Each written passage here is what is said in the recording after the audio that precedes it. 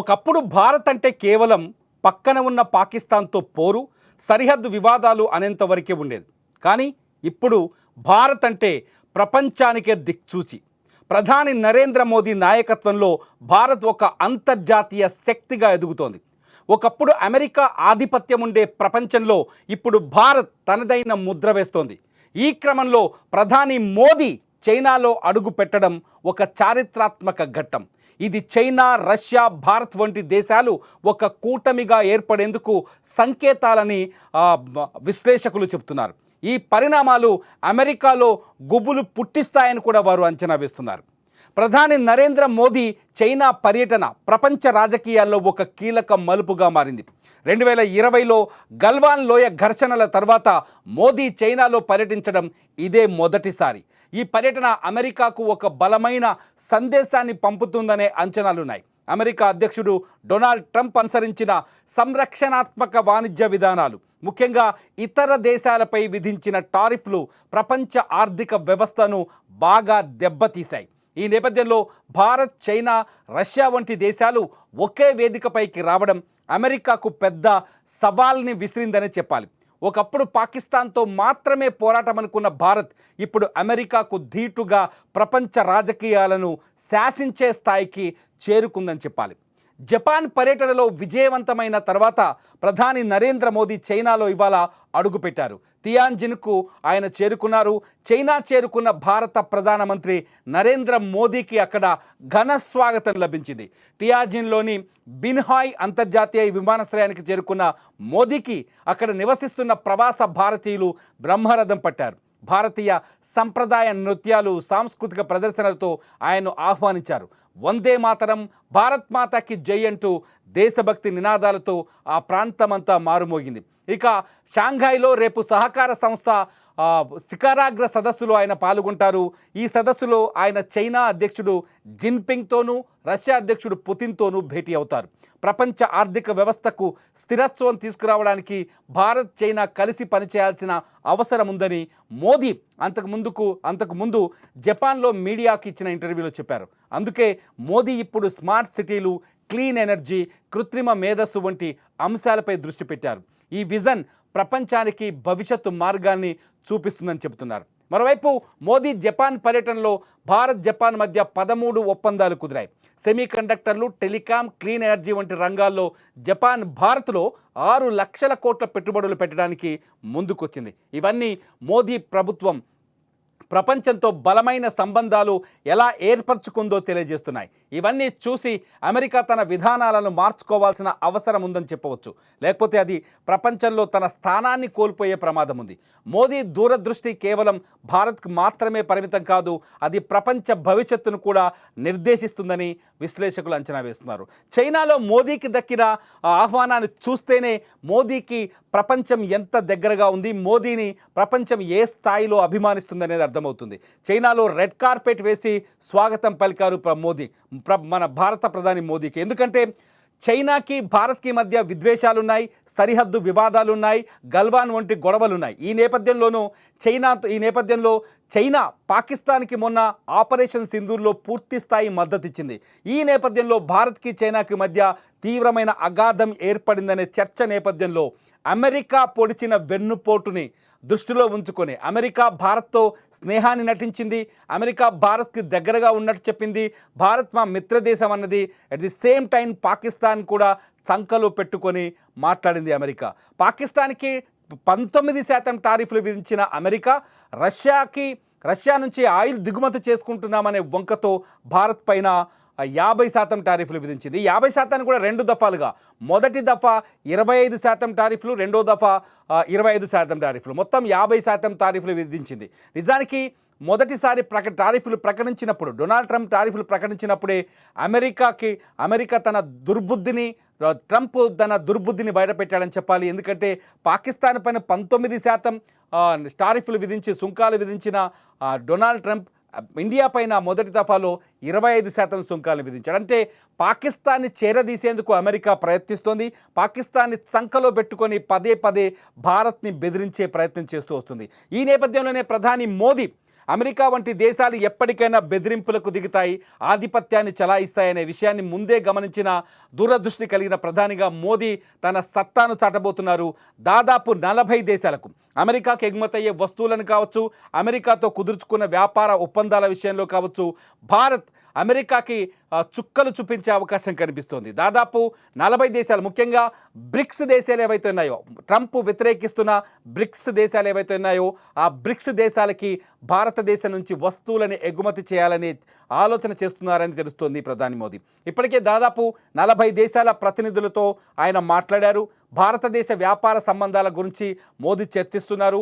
మోదీ ప్రపంచంలోనే అత్యంత ఆకర్షణీయమైన నాయకుడు కావడం, ప్రపంచంలోనే అత్యంత ప్రజాదరణ కలిగిన నాయకుడు కావడంతో మోదీ ఆహ్వానాన్ని ఆ 40 దేశాలు కూడా స్వాగతించే అవకాశం కనిపిస్తుంది.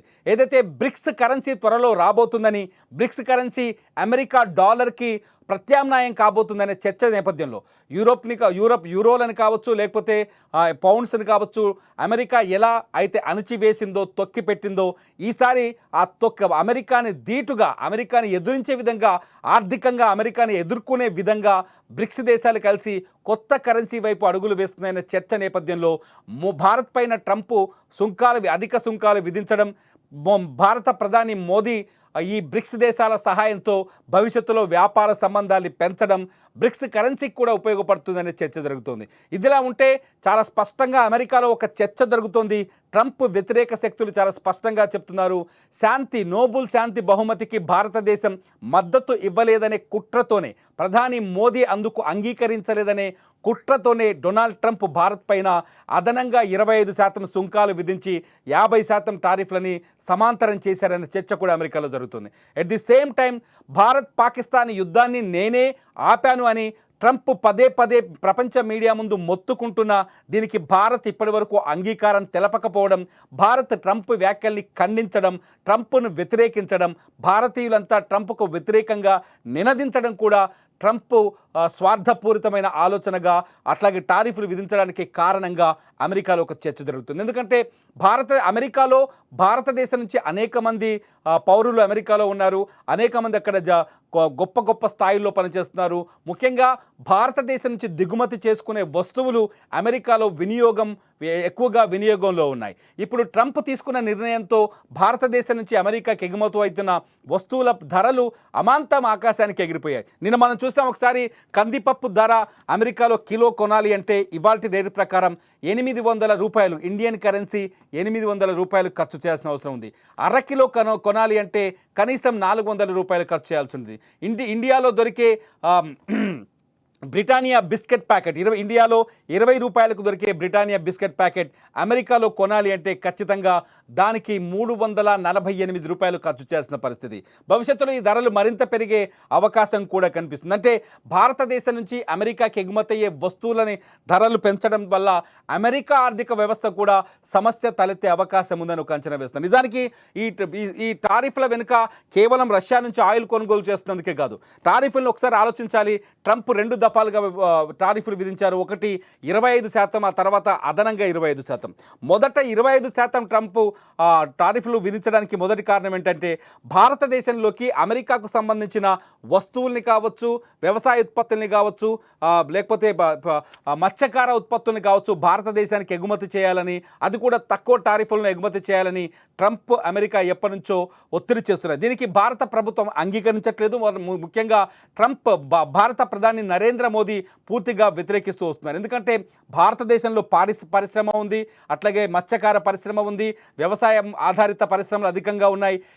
ఈ మార్కెట్ పైన అమెరికా పెత్తనం చెలాయించడానికి ఇష్టం లేదనే మొదటి నుంచి భారత ప్రధాని మోదీ అమెరికా ఎగుమతులను వ్యతిరేకిస్తూ వస్తున్నారు. ఈ నేపథ్యంలో భారత్పై అధిక సుంకాలు విధించి ఎలాగైనా బ్లాక్మెయిల్ చేయాలని అమెరికా ప్రయత్నించింది. దానికి భారత్ అంగీకరించకపోవడం, తలంచకపోవడంతో అమెరికా అదనంగా రష్యాని అడ్డంగా పెట్టుకొని, రష్యా నుంచి ఆయిల్ దిగుమతి చేసుకోకూడదని అడ్డం పెట్టుకొని ట్రంప్ భారత్ పైన అదనంగా 25% సుంకాలు విధించాడు. ఈ నేపథ్యంలోనే ట్రంప్ అట్లాగే రష్యా అధ్యక్షుడు పుతిన్ సమావేశం కూడా ప్రపంచవ్యాప్తంగా చర్చనీయాంశమైంది. పుతిన్ ట్రంప్ పైన ఆధిపత్యాన్ని చెలాయించారు. ట్రంప్ పైన ట్రంప్ని తీవ్రంగా వ్యతిరేకించడంలో లేకపోతే ట్రంప్ పైన పైచేయి సాధించడంలో పుతిన్ సక్సెస్ అయ్యారనే చర్చ కూడా జరుగుతున్న నేపథ్యంలో ఇవాళ భారత ప్రధానమంత్రి నరేంద్ర మోదీ చైనాలో అడుగుపెట్టడం, చైనాలో షాంఘాయ్ కోఆపరేటివ్ ఆర్గనైజేషన్ సమావేశంలో పాల్గొనడం, షాంఘాయ్ కోఆపరేషన్ ఆర్గనైజేషన్లో చైనా అధ్యక్షుడు జిన్పింగ్తో భేటీ అవ్వడం, అంతేకాదు ఇటు రష్యా అధ్యక్షుడు వ్లాదిమిర్ పుతిన్తో కూడా భారత ప్రధాని నరేంద్ర మోదీ సమావేశమయ్యే అవకాశం ఉంది. పుతిన్ కూడా కలిసే అవకాశం ఉంది. ఈ నేపథ్యంలో త్రిశక్తి కూటమిగా ఈ 3 దేశాలు కలిసి ఒక త్రిశక్తి కూటమిగా అవతరించే ఛాన్స్ ఉందని ప్రపంచ మీడియా చర్చిస్తోంది. మోదీ ఒక శక్తివంతమైన ముగ్గురు నాయకులు. నిజాన్ని చెప్పాలంటే భారత ప్రధాని నరేంద్ర మోదీ శక్తివంతమైన ప్రపంచ నాయకుడిగా ఎదిగారు. అట్లాగే జిన్పింగ్ రెండవ ఆర్థిక వ్యవస్థతో ఆయన కూడా ఒక శక్తివంతమైన ప్రపంచ నాయకుడిగా ఎదిగారు. పుతిన్ గురించి చెప్పాల్సిన అవసరం లేదు. మొదటి నుంచి కూడా రష్యా బలమైన ఆర్థిక వ్యవస్థ కలిగిన దేశం, అట్లాగే మంచి స్నేహ సంబంధాలు కలిగిన దేశంగా రష్యా కూడా ప్రపంచంలో అత్యంత శక్తివంతమైన దేశంగా ఉంది. ఈ 3 శక్తివంతమైన దేశాలు ఒక్కటైతే అమెరికా భవిష్యత్తు ప్రశ్నార్థకంగా మారే అవకాశం చాలా స్పష్టంగా ఉంటుంది. ఈ నేపథ్యంలోనే ఇటు బ్రిక్స్ దేశాలు కూడా భారత్ పైన విధించిన సుంకాలకు కావచ్చు, చైనా పైన విధించిన సుంకాలని కావచ్చు పూర్తిగా వ్యతిరేకించడం, రష్యాకి మద్దతుగా ఉండడం, భారత్ చైనాకి భరోసా ఇవ్వడం, ఇదంతా చూస్తుంటే అమెరికా ఆర్థిక వ్యవస్థకు ఇది తీరని సంక్షోభాన్ని సృష్టించే అవకాశం ఉందని కొందరు ఆర్థికవేత్తలు అంచనా కూడా వేస్తున్నారు. ఇదిలా ఉంటే భారత్ ప్రధాని నరేంద్ర మోదీ చైనా పర్యటన నేపథ్యంలో భారత్లో గతంలో నిషేధించబడిన చైనా వ్యాపార సంస్థలు కావచ్చు, లేకపోతే యాప్లు కావచ్చు, సోషల్ మీడియా యాప్స్ కావచ్చు, వీటన్నింటినీ పునరుద్ధరిస్తారా? మళ్ళీ చైనాకి భారత్కి మధ్య స్నేహ సంబంధాలు పెరగబోతున్నాయా? భారత్ మార్కెట్లో చైనా వస్తువులు మళ్ళీ కనిపించే అవకాశం ఉందా అనే చర్చ కూడా జరుగుతుంది. ఎందుకంటే పారిశ్రామిక రంగంలో చైనా ప్రపంచంలో ముందు వరుసలో ఉంది. వాటి పారిశ్రామిక ఉత్పత్తులు కావచ్చు, ముఖ్యంగా గృహోపకరణ వస్తువులు కావచ్చు, లేకపోతే వినియోగదారులుగా ఎక్కువగా ఈ గృహోపకరణాలతో పాటు ఎలక్ట్రిక్ వస్తువులు కావచ్చు, మొబైల్ ఫోన్ వంటివి కావచ్చు, చైనాలో చాలా వేగంగా ఉత్పత్తి జరుగుతున్నాయి. చైనా నుంచి గతంలో భారతదేశంలోకి అనేక కంపెనీలు వచ్చి ఇక్కడ సక్సెస్ కూడా అయ్యాయి. ఈ నేపథ్యంలో మళ్ళీ భారత్కి చైనాకి మధ్య స్నేహ సంబంధాలు కుదిరితే ఖచ్చితంగా పోయిన టిక్టాక్ యాప్తో పాటు అనేక రకాల యాప్స్ మళ్ళీ అందుబాటులోకి వస్తాయి, అనేక రకాల మొబైల్ ఫోన్స్ అందుబాటులోకి వస్తాయనే చర్చ కూడా జరుగుతుంది. చూడాలి షాంఘాయ్ కోఆపరేటివ్ ఆర్గనైజేషన్ సదస్సు తర్వాత ప్రపంచ ఆర్థిక విధానాలు కావచ్చు, ప్రపంచ వ్యాపార ఒప్పందాలు కావచ్చు ఏ విధంగా ప్రభావితం కాబోతున్నాయి. భారత ప్రధాని నరేంద్ర మోదీ మాత్రం ఇప్పుడు ప్రపంచానికి ఒక మార్గదర్శకంగా కనిపిస్తున్నారనేది మాత్రం వాస్తవంగా కనిపిస్తుంది. మీరేమనుకుంటున్నారు? భారత ప్రధాని నరేంద్ర మోదీ ట్రంప్ ప్రతిష్ట కంటే కీర్తి కంటే ముందు వరుసలో ఉన్నారని మీరు భావిస్తున్నారా? మీరు ఈ వీడియో కింద కామెంట్ చేయండి. చూస్తూనే ఉండండి లైవ్ అప్డేట్స్ కోసం సుమన్ టీవీ డిజిటల్ లైవ్, అట్లాగే సుమన్ టీవీ లైవ్.